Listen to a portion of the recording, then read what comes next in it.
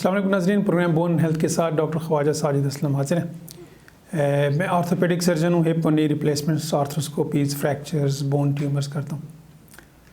आज के प्रोग्राम में जो हम टॉपिक डिस्कस करने जा रहे हैं वो है how body weight affects joints. बहुत से लोगों का ख्याल होता है कि इट्स डिफरेंट व्यूज़। कुछ लोग ये समझते हैं कि बॉडी वेट से कोई फ़र्क नहीं पड़ता है, जोड़ों की बीमारी अलग चीज़ है। कुछ लोगों का ख्याल होता है कि अगर आप ओबीज़ हैं, ओवर वेट हैं, तो आपके जोड़ जल्दी घिस जाते हैं। It's different point of view, everybody has. Medical point of view से जो जोड़ों की बीमारी है जिसको कॉमनली हम हमारे एरियाज़ में, हमारे एशियन कंट्रीज़ में आर्थराइटिस कहते हैं कि जोड़ों की बीमारी है आर्थराइटिस। बेसिकली इसकी बहुत सारी वजूहात हैं। उनमें से एक वजह ओवरवेट है।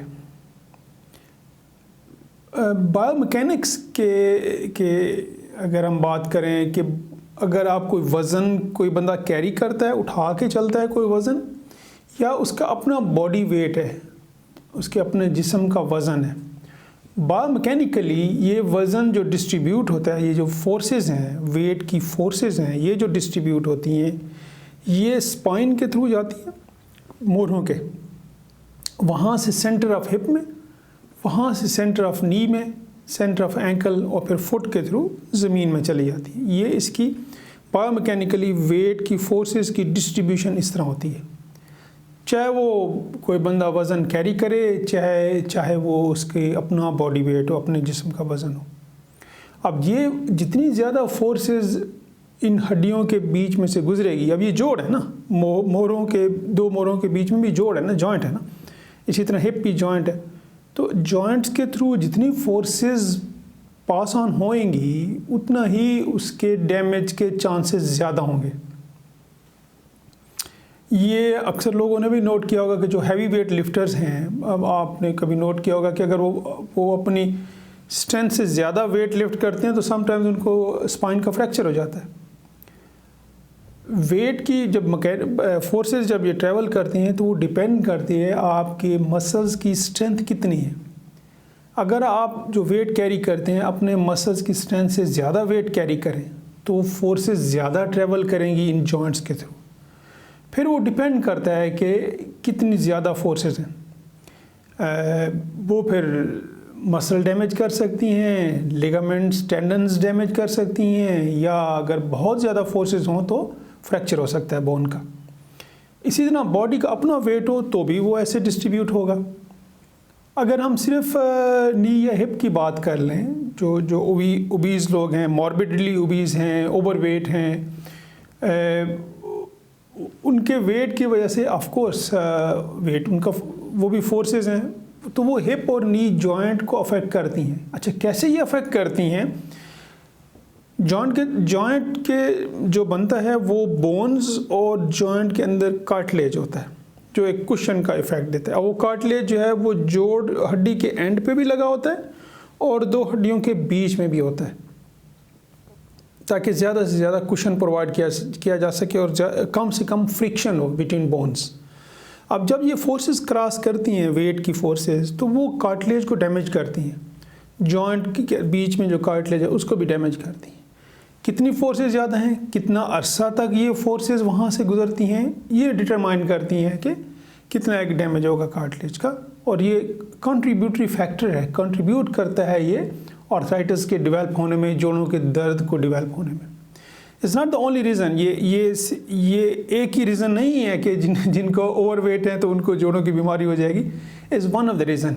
और रीज़न्स हैं जैसे हमने पहले भी बहुत सारे प्रोग्राम्स में किए हैं ये डिस्कस, कि एज है, जेनेटिक्स है, जियोग्राफिकल डिस्ट्रीब्यूशन है, लोगों का लिविंग स्टाइल है, मस्कुलर स्ट्रेंथ है, प्रोफेशन है, इंजरीज़ हैं यंग एज में, ये बहुत सारी चीज़ें हैं। मेडिसिन का यूज़ है, बोन मेटाबॉलिक डिजीज़ है, बहुत सारी और वजूहात हो सकती हैं इस तरह की कि जो जोड़ों को डैमेज करती हैं, जोड़ों का दर्द करती हैं।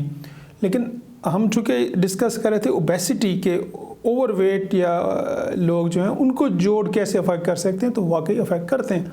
इसीलिए जिन लोगों को कमर का दर्द होता है, जिन लोगों को जोड़ों का दर्द होता है, उनको हम एडवाइस करते हैं कि आप अपना वेट लूज़ करें, क्योंकि इससे सिग्निफिकेंटली पेन आपका रिड्यूस होता है।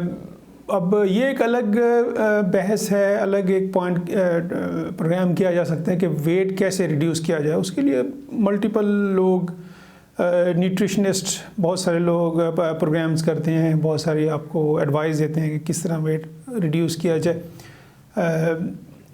वेट का अफेक्ट होता है। अच्छा, ये तो हमने सिर्फ क्योंकि मैं ऑर्थोपेडिक सर्जन हूँ, तो ऑर्थोपेडिक पॉइंट ऑफ व्यू से आपको बताया कि जोड़ों पे इसका क्या अफेक्ट होता है। जनरली अगर आप मेडिकल पॉइंट ऑफ व्यू से बात करें तो ओवरवेट के फिर और भी बहुत सारे इफेक्ट्स हैं, लाइक आपका कोलेस्ट्रॉल इंक्रीज़ होता है, डायबिटीज़ के चांसेस ज़्यादा होते हैं, ब्लड प्रेशर इंक्रीज़ होने के चांसेस, कार्डियक प्रॉब्लम, इनके चांसेस ज़्यादा से ज़्यादा हो जाते हैं। इसके अलावा अगर आप गायनी पॉइंट ऑफ व्यू से बात करें तो गायनेकोलॉजिस्ट आपको एडवाइस दे सकते हैं, वो भी ओवरवेट की वजह से गायनेकोलॉजिकल प्रॉब्लम भी हो सकते हैं। Generally speaking, obesity is not good thing.